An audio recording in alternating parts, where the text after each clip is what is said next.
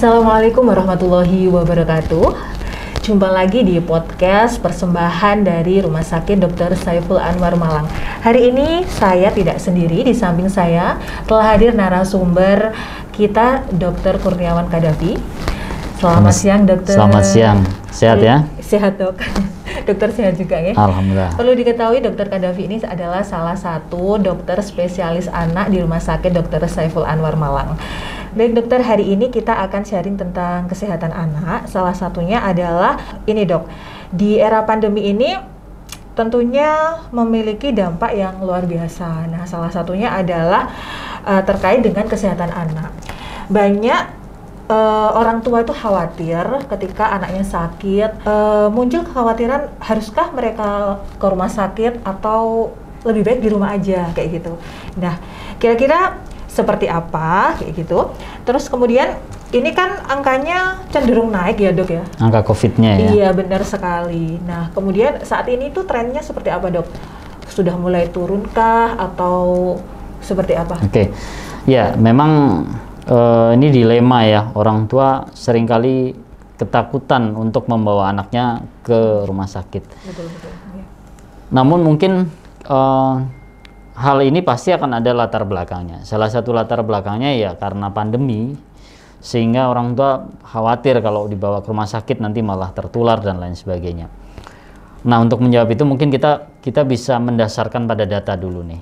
Jadi memang angka terakhir kita itu untuk per tanggal 13 Agustus ini, itu kita Indonesia ya, kita bicara tentang Indonesia, yang terkonfirmasi sudah 3.774.000 orang, yang angka kematiannya sekitar 113.000 orang, 113.600-an orang lah.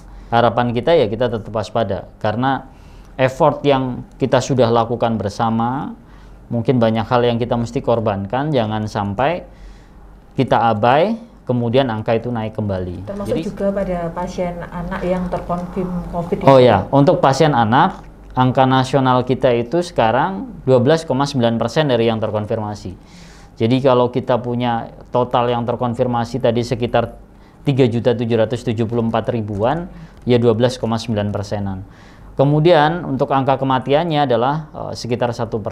1%. Nah, 1% ini kan tentunya kalau kita melihat kasus per harian dikalikan kasus per harian meninggal total seberapa. Kalau kita berkaca pada kasus yang di bulan Juli memang agak miris ya, karena Ikatan Dokter Anak Indonesia ini kan mengumpulkan data. Kalau yang di Malang Raya itu kita antara Blitar, Pasuruan, Malang, itu kita kumpulkan datanya per bulan Juli itu naik 500% daripada sebelum-sebelumnya. Sebelum bulan itu? Iya, sebelum itu. Bahkan total dari seluruh kasus yang terkonfirmasi 50% diantaranya itu meningkat di bulan Juli. Namun kemudian pada akhir Juli udah mulai turun. Jadi mungkin kalau kita mempertimbangkan angka ini, kita bisa memperkirakan kalau misalnya ke rumah sakit dan lain sebagainya, menurut saya cukup aman, apalagi kalau memang ada indikasi kuat atau memang mengharuskan ke rumah sakit seperti itu. Tapi tidak dipungkiri ya dok ya, masyarakat sebagian besar masih merasakan ketakutan kalau di rumah sakit, meskipun rumah sakit memberikan seperti jaminan bahwa bisa aman lah gitu ke rumah sakit. Okay. Nah, kira-kira kalau semakin banyak masyarakat yang takut ke pelayanan kesehatan atau salah satunya ke rumah sakit, dampaknya seperti apa dok? Oke, jadi kita bicara secara global saja dulu ya, untuk flashback ke area zaman-zaman pandemi. Jadi ada grafik yang naik turun. Pada saat awal-awal hampir sama dengan situasi sekarang, orang pada ketakutan ke rumah sakit. Nah, kita sering mendapatkan kasus-kasus yang kasus anak yang berat dan datang terlambat. Sebagai contoh misalnya ya, demam berdarah. Demam berdarah ini kan fasenya rata-rata 7 sampai dengan 8 harian. Di mana masa kritisnya dia ada di hari ketiga, hari keempat sampai dengan hari ketujuh. Namun ketika di era pandemi orang ketakutan. Jadi jatuhnya yang harusnya anak dibawa pada fase kritis, orang tidak mengenalinya dan cenderung untuk menahan diri di rumah. situasi itu juga sama. Andai kata dalam keadaan seperti sekarang, mungkin kita bisa memilah. Kalau keluhannya memang amat sangat berat dan mengharuskan ke rumah sakit, ya jangan bertahan di rumah, karena itu bisa berdampak fatal. Nah, situasi saat ini yang dikhawatirkan adalah nanti fenomena gunung es. Sepertinya nggak ada apa-apa pada kesehatan anak, namun pada saat tertentu nanti akan dibawa ke rumah sakit justru dalam keadaan sudah berat, terlambat. Hal inilah yang mungkin kita sebagai tenaga kesehatan meyakinkan bahwa kalau memang butuh dan harus segera dibawa ke rumah sakit, jangan menahan diri gara-gara takut nanti tertular COVID atau apapun. Pasti kita proporsional kok bagaimana men-screening pasien-pasien itu. Seperti itu. Jadi justru akan berdampak yang cukup fatal kalau misalnya tidak ke rumah sakit atau mendapat akses kesehatan di rumah sakit. Karena basicnya mungkin pengetahuan terhadap kegawatan pada anak antar orang tua masih belum sama. Itu even sebelum pandemi pun sudah terjadi. Makanya PR buat kita sebagai orang-orang di bidang kesehatan untuk memberikan edukasi kepada masyarakat. Iya, memang ini ya dok ya, masyarakat kita kan beragam, betul, gitu. Betul. Terus kemudian ternyata dampaknya luar biasa sekali. Itu memang menjadi PR dalam tanda kutip tenaga kesehatan. Jadi tidak hanya memberikan pelayanan kesehatan, tapi juga memberikan edukasi. Kalau tadi kan bicara tentang dampaknya yang fatal ya dok ya. Kalau untuk anak sendiri kan memang ada seperti agenda rutinan. Salah satunya ada imunisasi. Nah, imunisasi sendiri kan sebenarnya tidak urgent, gitu, tapi harus sesuai dengan jadwal. Nah, seperti apa dok? Jadi kemarin pada bulan Juli memang Ikatan Dokter Anak Indonesia sudah merespon ya terhadap kenaikan angka COVID, dan kita membuat suatu rekomendasi yang kalau dilihat dari rekomendasinya memang lihat situasinya. Jadi pada saat bulan Juli ketika angkanya cukup tinggi dan PPKM itu diberlakukan, maka daerah-daerah yang memberlakukan PPKM terutama Jawa dan Bali itu disarankan untuk mempending dulu jadwal imunisasi ke rumah sakit selama 3 minggu. Jadi kalau berhenti 3 minggunya adalah mungkin sekitar 26-27 Juli pada waktu itu. Dengan angka yang sudah turun disarankan untuk diimunisasi kembali. Karena gini, ketika kita mempending kemudian lupa, yang dikhawatirkan adalah muncul wabah baru.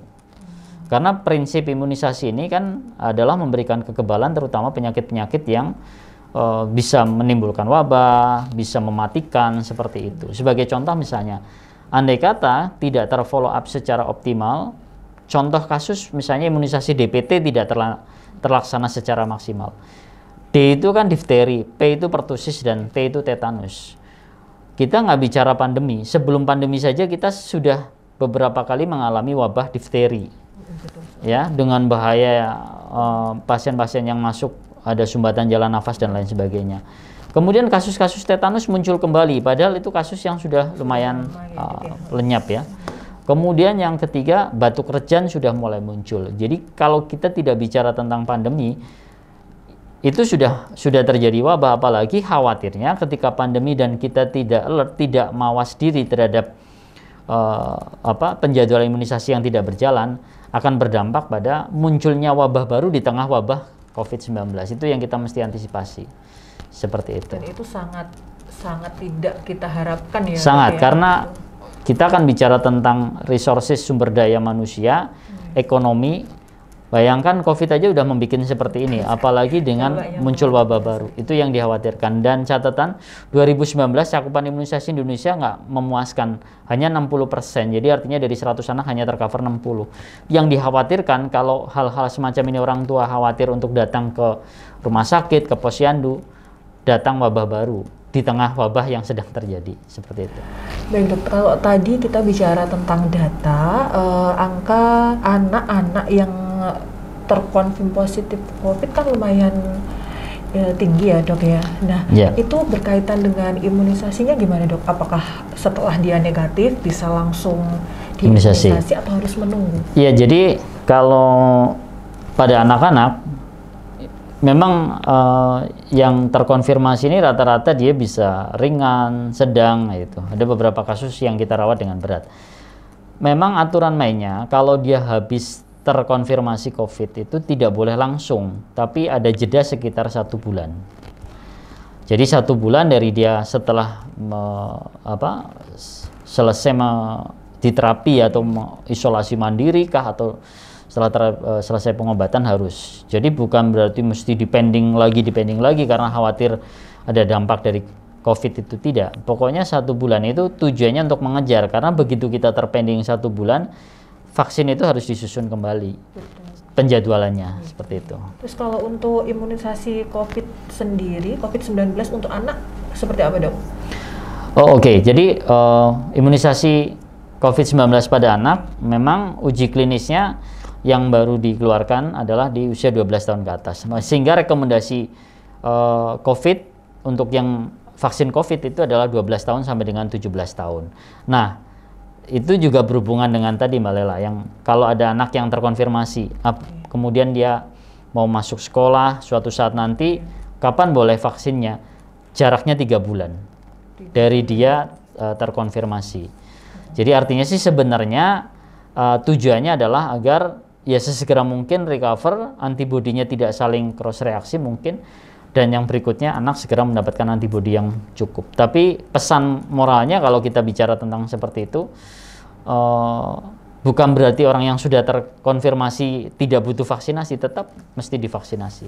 Tetap, jadi harus semuanya tetap diberikan, cuman mungkin nanti reschedule. Terus kemudian untuk yang khusus imunisasi COVID-19 sendiri ada rentang usia ya, di atas 12 tahun ya. Jadi yang pertama, kalau imunisasi rutin biasa kan ada anak yang usia 6 bulan dia kena, 12 bulan dia kena. Begitu kena, rentang 1 bulan boleh imunisasi biasa. Karena kita belum mendapat rekomendasi yang vaksin untuk COVID-19 di bawah 12 tahun. Kalau yang 12 tahun, begitu kena 3 bulan. Baik dokter, sebelum kita tutup obrolan kita hari ini, adakah dokter ingin memberikan pesan atau closing statement untuk orang tua di rumah? Baik, ya, jadi orang tua sebaiknya cukup peka untuk menilai kesehatan anaknya. Jangan bertahan di rumah terus karena khawatir akan tertular COVID, tapi ternyata anaknya COVID misalnya. Atau yang kedua, jangan bertahan terus di rumah karena khawatir tertular COVID bila dibawa ke rumah sakit, tetapi begitu datang ke rumah sakit sudah parah. Makanya mungkin salah satu pertimbangannya ketika angkanya udah turun, tidak perlu takut karena pasti rumah sakit sudah memberlakukan prosedur untuk memisahkan mana yang dicurigai COVID, mana yang tidak. Dan ingat bahwa imunisasi tumbuh kembang, terutama pada anak-anak, tetap harus menjadi perhatian yang sangat penting. Mungkin itu dari saya. Baik dokter, terima kasih sudah meluangkan waktu Sama-sama untuk ngobrol hari ini. Demikian tadi podcast kita bersama Dr. Kurniawan Kadafi. Sampai jumpa di podcast kita selanjutnya dan tetap patuhi protokol kesehatan. Assalamualaikum warahmatullahi wabarakatuh.